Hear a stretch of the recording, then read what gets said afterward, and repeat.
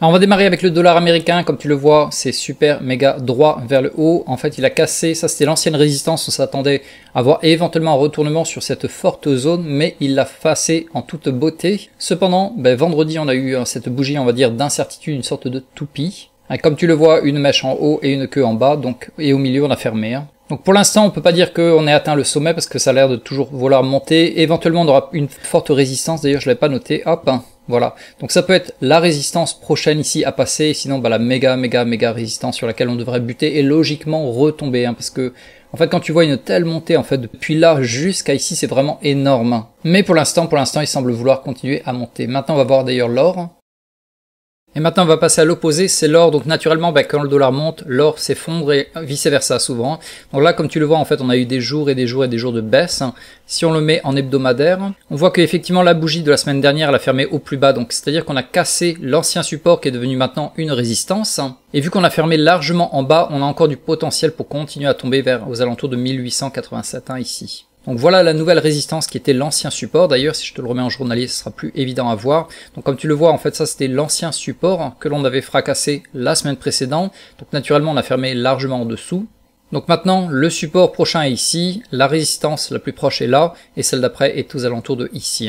Donc pour le moment, on est dans un scénario, on va dire, baissier, c'est-à-dire que même si on remontait légèrement vers la résistance, logiquement, on devrait être repoussé vers les plus bas. Donc pour l'instant, c'est le scénario le plus probable à envisager. Par contre également ce que tu peux regarder si jamais on devait remonter au contraire et donc casser cette tendance baissière, c'est faire ce que j'appelle la ligne magique. Donc tu tires une droite comme ça, tu la fais longer le long des des bougies et à partir du moment si jamais on devait casser vraiment cette ligne et qu'on continue à remonter, effectivement là éventuellement on pourrait repartir vers le haut. Alors maintenant on va passer à Tesla, là je suis en journalier comme tu le vois en fait on avait cette forte support que l'on avait cassé, donc c'était quel jour? C'était le lundi en fait en début de semaine. Donc à partir du moment où tu casses un support et que tu finis en dessous, en général c'est parti vers le bas. Donc effectivement ça l'a fait si tu regardes en hebdomadaire. On a eu une semaine vraiment horrible avec une énorme chute.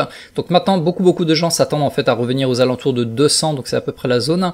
Si on le regarde à nouveau en journalier, également je t'ai mis la moyenne mobile 200 qui arrive dans cette zone. Donc c'est pareil, la moyenne mobile 200 peut servir de forte support ici. Et autre chose, si on prend le Fibonacci, hop, on le prend depuis le plus bas, on le tire vers le plus haut.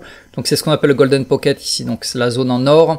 Et ça correspond à peu près dans les 200 à 210. Donc c'est dans cette zone également où il y avait l'ancienne, l'ancienne résistance, où on devrait trouver logiquement pas mal d'acheteurs. Si jamais je te fais un carré, ce sera beaucoup plus clair.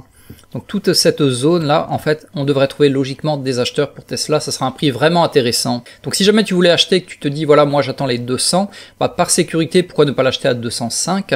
Parce que ça se peut qu'il y ait tellement d'acheteurs entre guillemets ici, que le prix en fait il bute à 203, 204 environ. Au contraire, naturellement, je peux me tromper, tout à fait, et ça peut descendre aux alentours de 197, 195, mais logiquement ici, ce sera une forte zone d'achat en fait. Donc pourquoi ne pas l'acheter à 205 au lieu de 200 ou même encore mieux 207 voire même 210. Et un autre signe que tu peux guetter c'est ce qu'on appelle le V, c'est-à-dire que quand tu vois que effectivement ça commence à faire comme ça, hop, donc ça peut être le début de la tendance haussière. Donc tu as deux possibilités, soit tu vas acheter dans la chute, soit tu vas acheter à partir du moment où le V va se créer, donc notamment quand tu fais pareil, comme je te l'avais montré sur l'or, tu fais ta ligne magique, environ comme ça.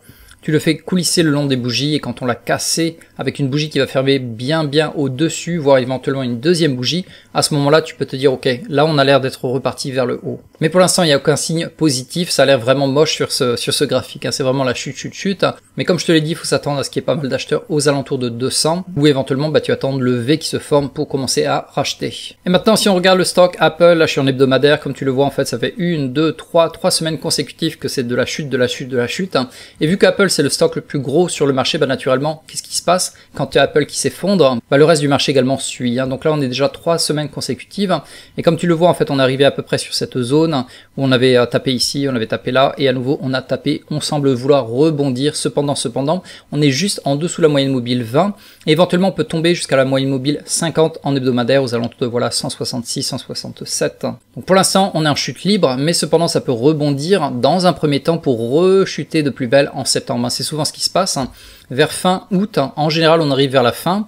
Ça rebondit, ça a l'air de remonter, finalement hop, on a le double bas qui finit en général en septembre voire début octobre, et à partir de mi-octobre, fin octobre, là on a le méga rallye de Noël où ça monte, ça monte, ça monte, hein. Donc souvent c'est comme ça, août, septembre, mois catastrophique, début octobre c'est pas terrible, et à partir de là ça remonte, hein. Un autre stock intéressant à regarder, c'est Meta, donc Facebook, ça te montre un peu la cohérence du marché, c'est-à-dire que, ben voilà, quand Apple tombe, ça c'est en hebdo, hein, c'est exactement à peu près le même scénario. Cependant, on n'a pas encore touché la moyenne mobile 20 en hebdomadaire, hein. Ça c'est la moyenne mobile 200 également, comme tu le vois, la moyenne mobile 50 remonte, hein. Donc éventuellement, si ça se croise ici à peu près, ça pourrait être un méga support, hein. C'est-à-dire que si on descendait jusque là comme ça et qu'on retouchait la moyenne mobile 200 et qu'à ce moment-là, la moyenne mobile 50 les rejoint, ça ferait vraiment un fort support, hein. Également, on serait à peu près sur cette zone ici, hein. Donc vraiment à surveiller aux alentours de 240 pour Facebook. Alors maintenant, on va regarder rapidement le Russell qui est l'US 2000. En fait, il était assez intéressant parce que, bon là, en fait, on avait ce qu'on appelle une ligne de tendance, mais c'est pas le plus fiable. Ce qui était intéressant, c'est qu'on arrivait sur la moyenne mobile 200 ici que tu vois en rose, hein, mais également on avait une forte zone en fait de éventuellement d'acheteurs et on est tombé très vite. Moi, c'est ce que j'aime, hein, justement quand ça tombe en flèche, hein, vers un support ou on va dire une multitude, hein, de supports, notamment moyenne mobile 200, support éventuellement de ici, support de là, également droite de tendance, donc ça fait 3 supports éventuels. On a rebondi dessus, mais on n'a pas trouvé énormément d'acheteurs, hein. C'est pas une énorme bougie vers le haut comme ça, hein. Donc c'est pas vraiment puissant comme ce genre de bougie, hein. Donc pour l'instant, à guetter, est-ce que l'on va tomber un peu plus bas, ou au contraire, est-ce que l'on va remonter temporairement avant de buter sur la moyenne mobile 50 et de retomber éventuellement plus bas pour le mois de septembre. Alors maintenant, on va passer à l'analyse du Nasdaq. Là, comme tu le vois, on est en hebdomadaire, ça fait pareil, 1, 2, 3 bougies négatives. On a fini un peu avec un léger remonté, donc ça c'était vendredi. On n'a pas fermé pile poil sur la moyenne mobile 20, on l'a même pas touché d'ailleurs. Donc c'est un peu difficile à lire pour l'instant le Nasdaq. Est-ce qu'il veut remonter ou au contraire, est-ce qu'il veut chuter? Donc si on le regarde en journalier par contre, effectivement là, ça pourrait être en fait l'ancienne support qui est devenu maintenant la résistance, si je te la mets en rouge. Et pour le prochain support, aux alentours de voilà de ici, hein. Donc ça sera à guetter parce que lundi, si jamais on commençait à remonter, donc on aurait en fait ce qu'on appelle l'étoile du matin, bougie négative, bougie d'incertitude et bougie positive. Donc on pourra avoir un certain rebond pendant quelques jours avant éventuellement de retomber jusqu'à fin septembre. Alors maintenant on va passer au S&P 500, comme tu le vois on est en hebdomadaire encore, et là en fait on a bien fait, ça a été génial, on a tapé pile poil sur la moyenne mobile 20, on a bien rebondi également, on avait ce support, hein, donc ça c'était l'ancienne résistance, on avait travaillé ici, donc ça a vraiment venu taper contre la moyenne mobile 20 et également contre ce support. Et donc par contre si on regarde en journalier, il y avait une forte zone, en fait toute la zone ici de avril-mai qui avait travaillé, en fait on était un peu dans un range, hein. Donc si jamais on devait chuter vraiment violemment, logiquement on devrait atterrir dans cette zone là pour finalement retrouver la moyenne mobile 200 que tu vois ici. Et donc éventuellement bien rebondir. Donc ça peut se faire tout à fait durant le mois de septembre si jamais on devait continuer à chuter. La prochaine, on va dire gare, la prochaine limite c'est environ ici, c'est la zone de avril-mai sur laquelle on devrait rebondir. Alors comme chaque semaine on va finir avec le Bitcoin, comme tu le vois en fait on était bloqué dans ce range depuis depuis le mois de juin, donc juin, juillet, et donc ici on avait concentré énormément d'énergie, donc quand ça pète soit vers le haut soit vers le bas c'est très rapide, très violent en quelques minutes, et je crois que la baisse ici avait été de vraiment en quelques minutes, hein. Donc là ça a été extraordinairement vite, hein. D'ailleurs tous les altcoins également ont pris une énorme claque, il y avait le XRP, j'avais regardé, il avait perdu combien, moins 54% en je crois en 10 minutes, hein. Donc c'est ultra liquide dans ces cas-là. Donc là maintenant on arrive sur une zone assez forte, entre guillemets, de acheteurs. Donc ça, on va le dessiner, c'est à peu près jusque là, on va dire. Donc si jamais on devait le casser et fermer en dessous en journalier, attention, là, on va vraiment retomber vers les alentours de, des 20 000, hein, carrément. Mais quand on le voit, en fait, c'est ce qu'on appelle un double top, hein, voilà. Donc si tu prends la mesure à peu près, si je te prends une ligne, donc du top, hein, de là jusqu'à à peu près là où on a fait. Donc là on a le premier top, le deuxième top, et donc tu reprends ça et tu le descends, et donc là ça fait un peu peur. On arriverait dans la zone des 18 000 et quelques, hein. Mais pourquoi pas, hein, parce que effectivement si jamais on devait descendre brutalement ça se peut. Là ici ça pourrait être vraiment intéressant aux alentours de 20 000, hein, maximum 18 000, hein, si jamais on descendait, mais je pense pas qu'on descende aussi vite, aussi loin. Mais avec Bitcoin on sait jamais, hein, mais voilà à peu près le scénario.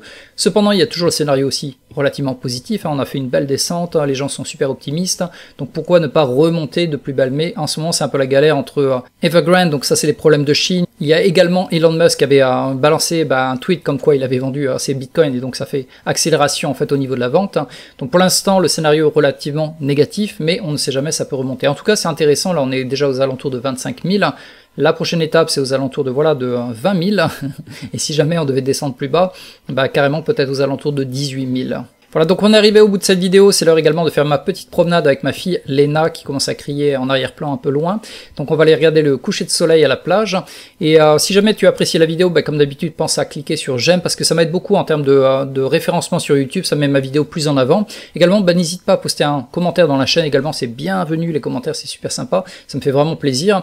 Également, petite dernière chose, dans la description en bas de cette vidéo, tu vas retrouver un lien sur lequel tu cliques et ça va te donner accès en fait à mon webinaire qui dure 40 minutes dans lequel je t'explique exactement les 2 indices que je trade en effet de levier. Donc ça me prend 3 minutes par jour, c'est super rapide comme méthode, ça marche très très bien et en échange, on génère quand même 81% de gains par an en moyenne. Donc voilà, tu peux cliquer sur le lien dans la description et sinon je te retrouve dans la prochaine vidéo que je vais publier cette semaine.